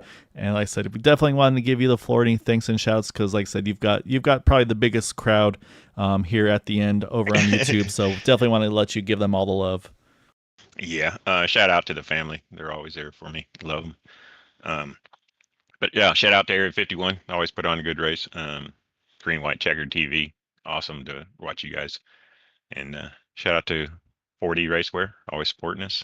Whiplash sim cams. Cincy's out there too, I think. And then all the rest of the drivers. Shout out to, I guess, Gabe won him another championship. Am I right?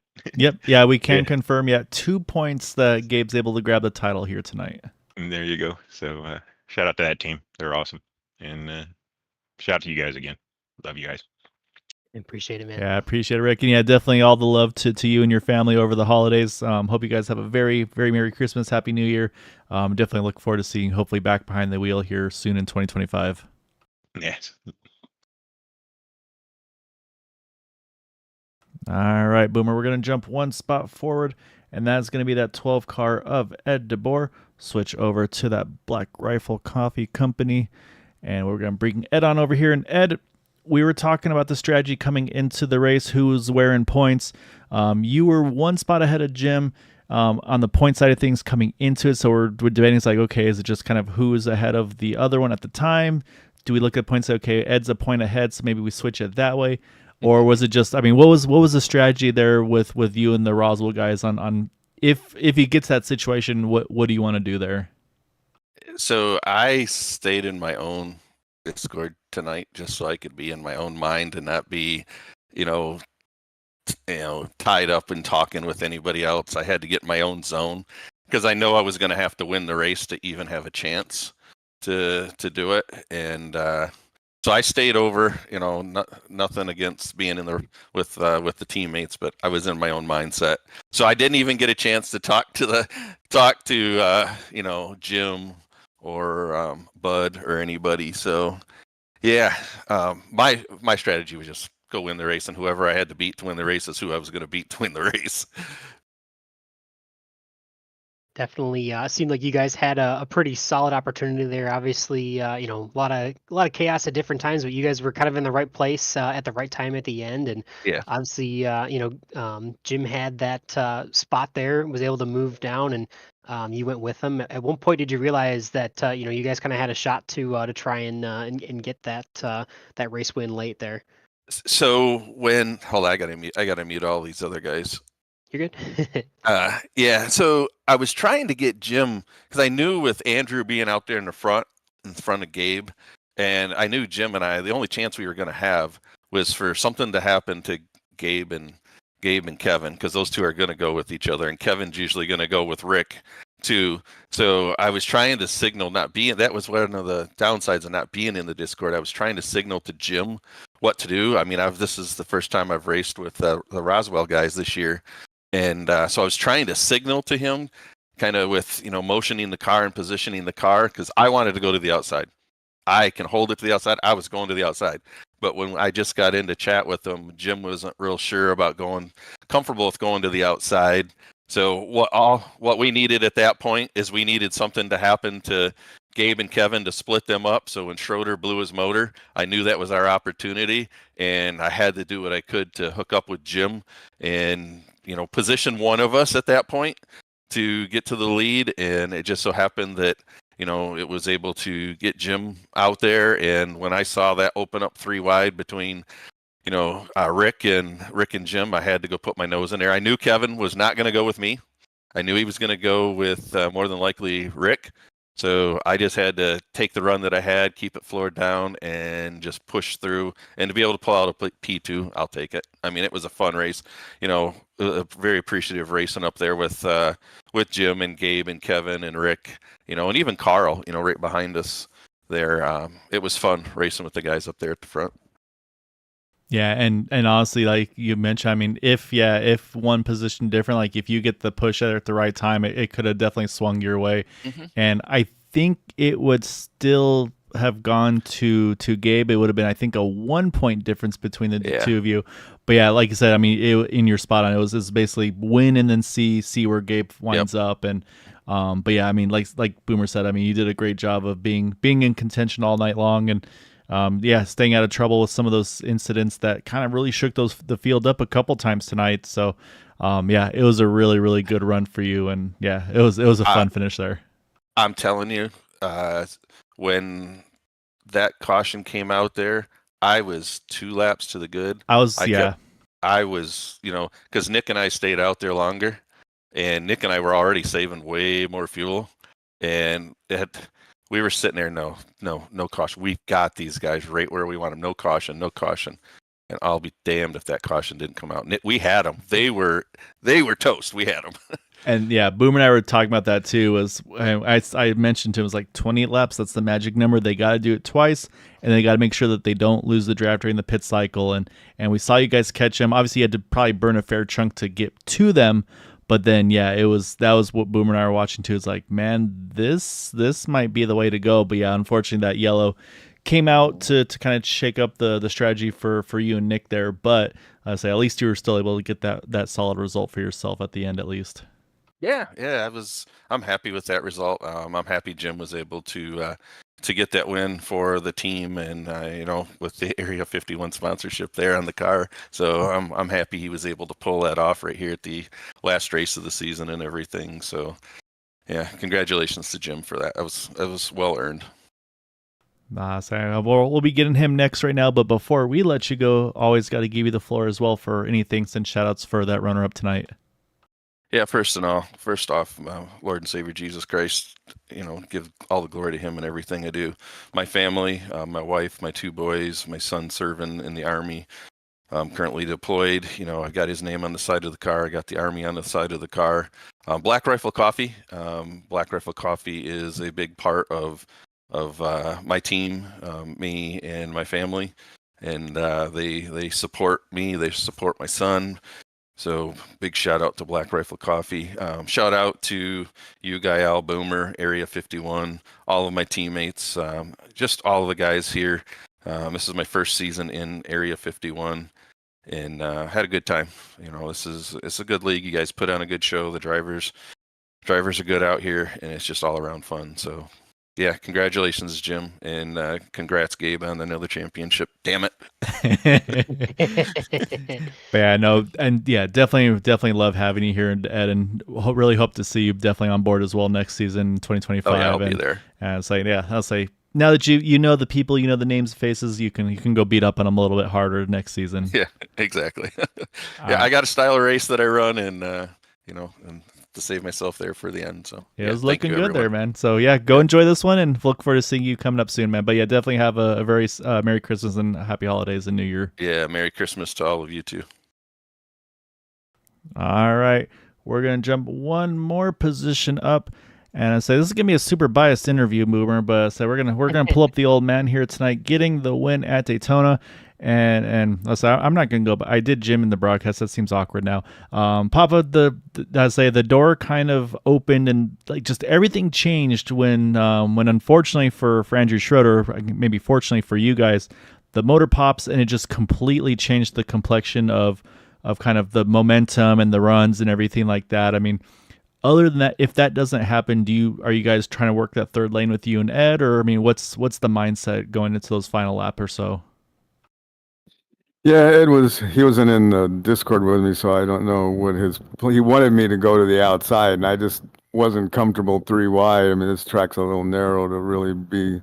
I prefer to stay on the low line and just kind of see where I go. But yeah, it certainly opened it up as soon as he blew up, and then I was waiting for Rick to come down. Once I pushed Rick clear of Gabe, and I was waiting for him to come down in front of Gabe, and then I was going to hope that Ed would be there for me at that point. And then I cleared Gabe, and Rick didn't go down, so I said, heck, I'm going down. And then it just sort of fell my way. Yeah, it seemed like it was just one of those nights where obviously, the mention. I think Rick mentioned that the door was open there, and you kind of took the move. Obviously, didn't want to go to the outside, but you were there, and I always like to ask, like, obviously in those last closing laps, a lot of stuff happens really quickly. But at what moment did you realize, like, hey, I've actually got a legit shot to win this race? As soon as I cleared Gabe, it's like I'm going down, and then I didn't know that Gabe would push me or not. And at that point, Ed was behind Rick, pushing him pretty solid, and there was like a car link between me and Gabe, and we were coming close to the into the tri-oval there, and I thought, oh, I'm done. I didn't even want to look over and see how close I was going to lose by, and then all of a sudden, Gabe was right behind me, and then Ed pulled out on Rick, so all of a sudden I had the advantage because Gabe bumped me a couple times there at the end, and that I guess was all I needed to get my nose ahead. Yeah, no, the moves were. Yeah, I mean, you did everything at the right time. Obviously, I'm sure there's also the little bit of strategy of having to play it maybe a little bit safe, I should say, just in case of for Gabe, as of course he's playing with a slight margin on the points. So he's obviously got to make sure he gets the magic number to make sure he clinched the title as well. So, and say we talked about the magic number for him was basically second, no matter what anybody else did, he'd clinch it. So he had a kind of a little bit more margin with Kevin and kind of with Dean and then with you and Ed.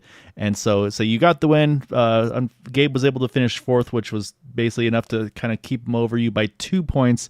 But like, again, able to hold him honest there. And I'm guessing, knowing you're not really looking at the championship side of things. You're just looking at you're kind of one of the, I feel like, a race by race kind of mentality where it's like, I'm just going to go for the win, because I kind of feel like you, from obviously broadcasting, and we talk obviously post race and all that, but luck hasn't quite been there this year. So I'm guessing this is definitely one of those kind of weights off the shoulders. Like, okay, like this is nice. I prefer doing this. That's a good way to end the season. And again, I usually hang out in the back and then see what happens, but I've been wrecked a lot and just haven't had any luck really at all. So luckily had a fairly good finish last week, enough so that I had a chance at it. But Gabe, like you said, was where he needed to be. But it's all good. I'll take second. Wow, it was a really good run. Obviously, like I said, lots of bias. I was very happy with the result myself. But yeah, no, great job tonight. Obviously, got a little bit of a break, so that way figure out what the plan is for next season, and so you can kind of unwind a little bit and enjoy the colder weather that you've got by about 5 or 10 degrees from me. And then, yeah, we'll go maybe try to go celebrate this weekend or something as well. But before we let you do all that fun stuff, though, I always got to give you the floor for any thanks and shouts for that win this evening. I just want to shout out to the Roswell Motorsports, and then Bud for teaching me everything that I know. He told me to say that. And you guys covering the races every week is, I think that's what we got to have to make this a competitive league, and I think it's worked real well. So I appreciate your guys' effort for sure. Great job again tonight. Go enjoy this one, and definitely look forward to seeing you back in next year in 2025 on track, and hopefully this weekend in person. Sounds good. Thanks. All right, we got one driver left to chat with because we get the bonus interview tonight, Boomer, and that is going to be from our series champion in that number 88. And Gabe, we did the math at some point during the race. Not sure if it was at the beginning, but basically magic number was second no matter what anybody else did. And then for Dean, it was third. For, I believe it was Kevin. No, sorry. For Kevin, it was third. Dean was four. And then I think for Ed, it was fifth, and Jim was sixth. I mean, did you have all those magic numbers in your head, or was it just, I got to finish as far forward as I can? I don't want the repeat of the stress of Sunday night. No, I was just trying to, basically win the race and not really pay attention to it, and then kind of wait and see where the chips may have fallen. And, I will say Andrew Schroeder there did an amazing job pushing for that amount of laps without blowing up. He eventually blew up, but how he kept that thing cool from not blowing up prior to that, I don't know. I didn't want to move up to the top lane because we were really rolling on the bottom, and he was doing a super job keeping his car cool. And in the end, it worked out. I mean, it was great that your dad won. It's been a while since I've seen your dad in victory lane there, so great job by him. And so, yeah, we'll take it again. Definitely. We obviously saw towards the end there. Definitely looked like it was, pretty tight pack. But I mean, think it was pretty much everybody right there within the, most of the top five in the point standings were right there. As it came down to the wire, did you have any concerns as far as trying to bring that championship home, or were you, feeling pretty good, pretty confident? Obviously, once you had obviously the 25 behind you in the last couple laps, did you feel like you had a pretty good shot to kind of wrap this up here, or was it anyone's game before that? Well, it was still anybody's game, but Kevin came back to help me there on the bottom, and then Jim popped down. So, it was all on from there, and we just kind of went for it there at the end. And it was nice looking finish, 3 wide, and got P4 out of it, and squeaked by in the championship by a couple of points. So, like I said, we'll take it and feel grateful for it. Yeah, no, it was a really good result. Obviously, there was a lot of stuff happening throughout the track. Obviously, a couple incidents that say stayed green, split up the field a bunch, and like you said, I mean, yeah, Andrew was a monster tonight as the pusher, and I say, unfortunately, I say the motor popping there towards the end. That's what kind of really shook the field up there at the end, and really gave those opportunities for the other guys. It kind of looked like to me. But then the other part I got to mention as well was something that Jim was mentioning was once he clears you, he saw that there was some decent momentum, it looked like, and maybe you had some room to go top, at least from where he was sitting.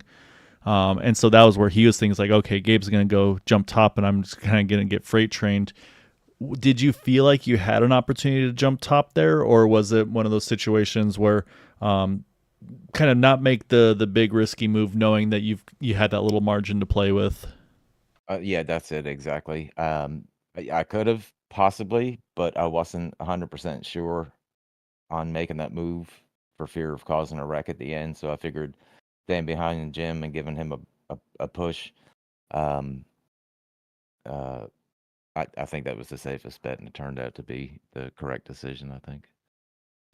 Well, so yeah, I mean, able to bring home fourth. I want to say fourth was Sunday's finish too. So I mean, that might be the Magic Championship clinching number for you in this one. Because I want to say that's what it was on Sunday as well. But yeah, Gabe. I mean, again, I know. Again, we know how like the modesty, and I mean, love you to death for it and all that. And but yeah, man, it's super impressive what you're able to do over here, and obviously in the other leagues as well. Contending for the wins, going for the championships week in, week out. Yeah, it's really a lot of fun to see and be a part of as well. So as always, definitely got to give you the floor. Any thanks and shouts for that championship this evening? Oh yeah, first and foremost, big shout out to the team. Again, last week team championship, this week team championship. That's all there is to it.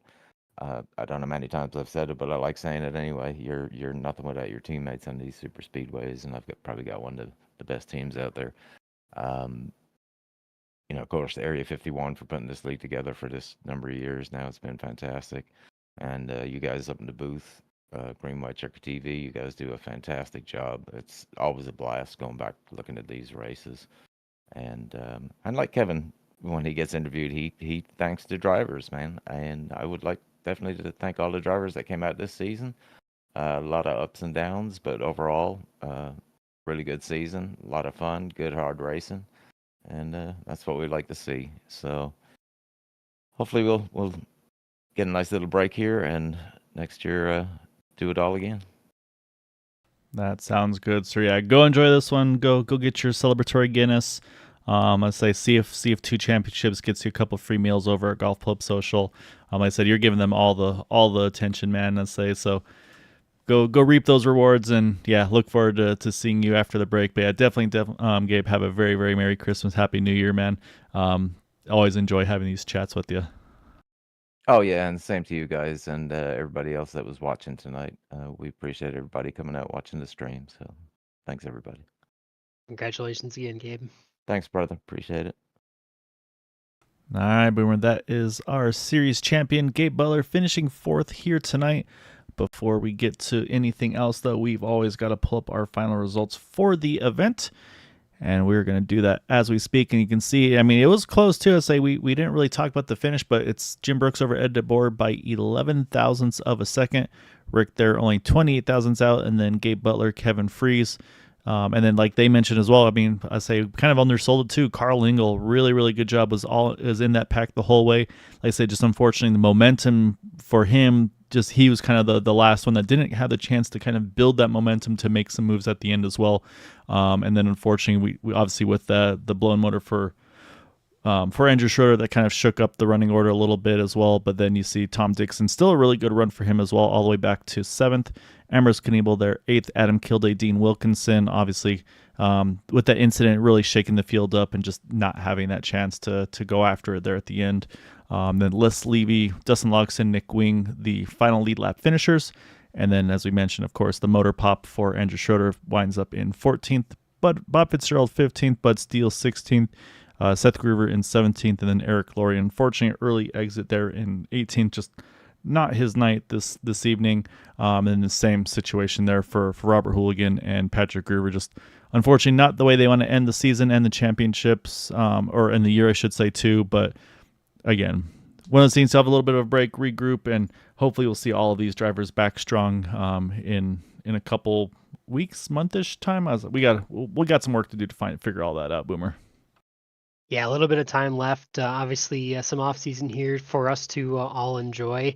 And I mean, final thoughts of it's definitely impressive to see the championship run that Gabe Butler has been on for quite some time now. Obviously, not winning the championships last season, but the only reason, well, not the only reason, because there are plenty of great competitors in this league. But one of the reasons was the fact that obviously Gabe took a couple races off, and but we're glad to have him back full time. And I mean, it's quite impressive a feat to see that. But we got a little bit of time here to in the off season, like you mentioned, regroup a little bit, and we'll get back to the Split Tuesday series between 2024 and 2025.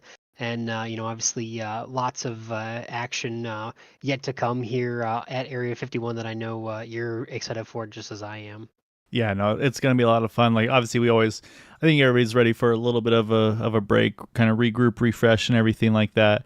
Then come back strong in 25. So yeah, so I'm definitely excited for it. Definitely looking forward to the break, but then also to come back and say, and it makes it so much fun, Boomer, obviously, to do these with you and with Matt, Andrew over on the Super Speedway side, or on the Indy side of things, I apologize.